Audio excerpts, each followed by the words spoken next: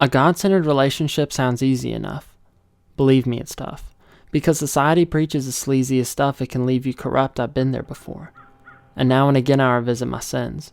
My focus wasn't God-centered, so believe me, I went off course and had come a long way down the wrong way, but would shove the guilt aside from my selfish pride. I was just another helpless guy who thought he could handle it. But alone I almost dismantled it. Love is like a candle lit, a flame that can be a beautiful display or can burn a house down if not properly held.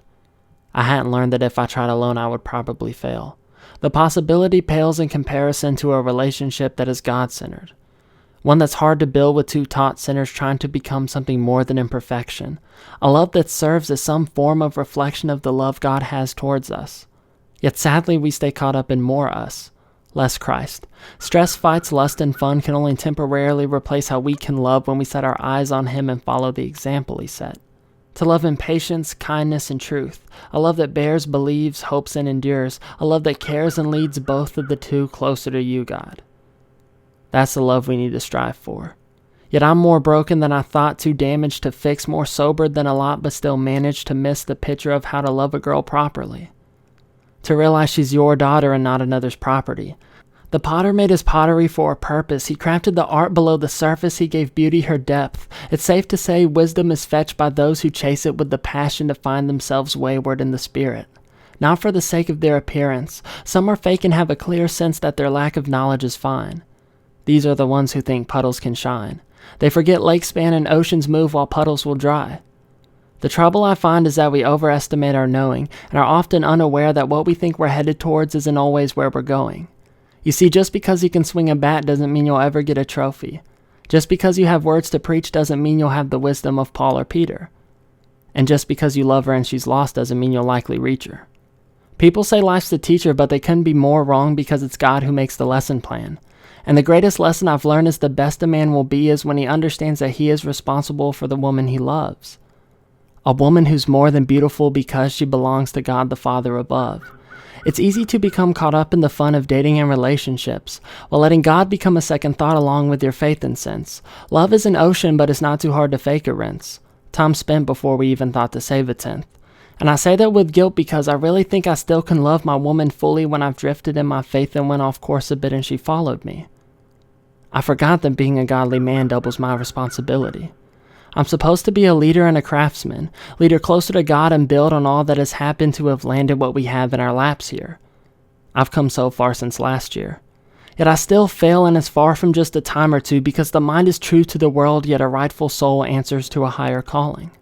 So if I'm falling and you decide to fall as well, I'll embrace the impact and get back up to catch you in open arms so all ends well. But I'm such an imperfect man, I don't deserve a daughter of the king. Yet somehow God has worked his hand and I'm caught up in this thing I call being in love with you.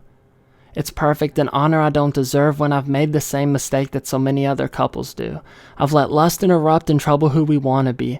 We become comfortable in struggling, it's troubling, we're juggling lust and love. Our constricted sights constructed boundaries that let us off a bit. There's no way to soften this. We can't be on the fence when the winds blow for risk of falling to the wrong side. We've gotten comfortable just chilling instead of building for some time. And we may be going strong now, and for the moment doubt may have fled.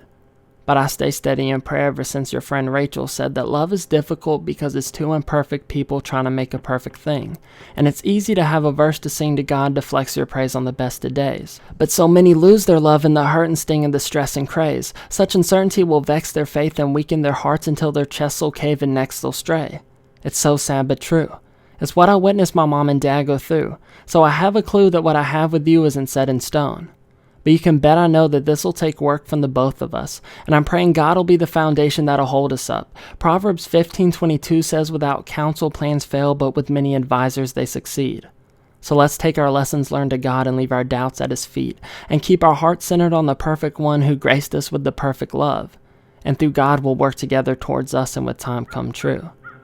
But right here, right now, I can promise I love you. A promise that I don't think many of us understand the power of, and that's why so many couples will easily fall out of love. But what people don't understand is love is a system of challenge and reward. The mileage and the storms weren't meant to callous or to form malice and some thorns that can rip a couple's beauty apart. The struggles were meant to strengthen those who stay true to their hearts. I love you isn't the finish line, it's where you should start. Love isn't sunshine and walks in the park. It's not blind men at the bar, meaning taking shots in the dark. Love is a journey on which the couple embarks. It's a privilege, a process, an honor, and art. It's more than a spark, a kiss, a list of common interests and shared goals. Love is a promise between two shared souls. Love isn't facetious, egregious, some weak tints of briefness. It's sweetness that speaks sense to thesis and beacons our freedom, that teaches us reasons, that even beliefs when we breathe in love. The greatest gift we have ever received. Love is the feeling we have knowing God never will leave. Love is unconditional in a way we can never reproduce because it's not of this world. Love is a perfection that I can never fully give to my girl. Because I'm imperfect and so is she. And I know that we will never grow to be anything of worth if we don't begin building our relationship on putting God first.